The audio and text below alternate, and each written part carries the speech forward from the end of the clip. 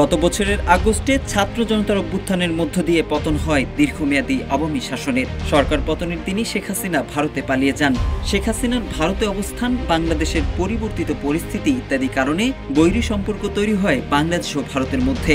তবে এবার ব্যাংককে বিমস্টেক সম্মেলনে ডক্টর মোহাম্মদ ইউনূস এবং নরেন্দ্র মোদীর মধ্যে বৈঠক হওয়ার সম্ভাবনা তৈরি হয়েছে। তবে কি বিদ্যমান কূটনৈতিক উত্তেজনা কমতে যাচ্ছে? গত ৬ মাস ধরে বাংলাদেশ ও ভারতের সম্পর্ক ঠেকেছে তলানিতে। এমন পরিস্থিতিতে এবার আলোচনায় এসেছে অন্তর্বর্তীকালীন সরকারের প্রধান উপদেষ্টা ডক্টর মোহাম্মদ ইউনূস ও ভারতের প্রধানমন্ত্রী নরেন্দ্র মোদীর সম্ভাব্য বৈঠক। আগামী ৪ এপ্রিল ব্যাংককে অনুষ্ঠিত হতে যাওয়া বিমস্টেক সম্মেলনে যোগ দেবেন ডক্টর মোহাম্মদ ইউনূস। এই সম্মেলনের ফাঁকে ভারতের প্রধানমন্ত্রী নরেন্দ্র মোদীর সঙ্গে তার প্রথম সরাসরি বৈঠকের সম্ভাবনা রয়েছে বলে জানা গেছে।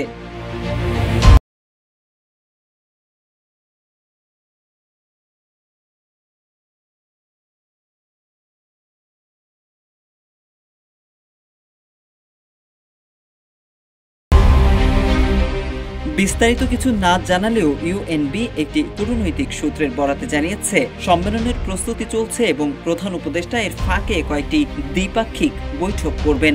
ইউএনবি আরও জানায়, বাংলাদেশ ও ভারতের মধ্যে কিছু বিষয় নিয়ে কূটনৈতিক টানাপোড়েন থাকলেও বিমস্টেক প্ল্যাটফর্মকে কাজে লাগিয়ে দুই নেতার বৈঠকের সম্ভাবনা রয়েছে। তবে এখনও কিছু চূড়ান্ত হয়নি। এদিকে বৈঠকের বিষয়টি নিশ্চিত না হলেও প্রধান উপদেষ্টার ব্যাংককে যাওয়ার বিষয়টি নিশ্চিত করেছেন পররাষ্ট্র উপদেষ্টা তৌহিদ হোসেন। তিনি জানিয়েছেন, এখনো বেশ কিছুটা সময় বাকি আছে, কোনো কিছু চূড়ান্তভাবে বলা যাচ্ছে না। তবে বিমস্টেক শীর্ষ সম্মেলনে প্রধান উপদেষ্টা যোগ দেবেন এটা নিশ্চিত।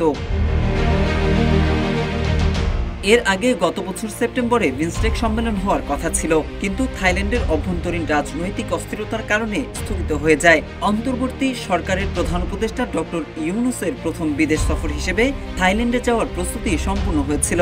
সে সময় পররাষ্ট্র উপদেষ্টা তৌহিদ হোসেন বলেছিলেন, বিমস্টেক শীর্ষ সম্মেলনের ফাঁকে প্রধান উপদেষ্টা ও ভারতের প্রধানমন্ত্রীর মধ্যে বৈঠক হতে পারে।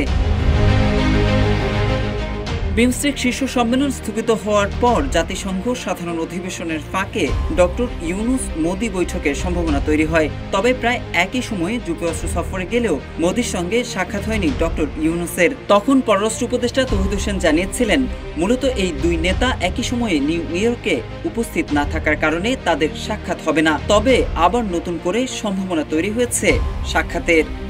মোহাম্মদ সাইফুল ইসলাম, ইত্তেফাক।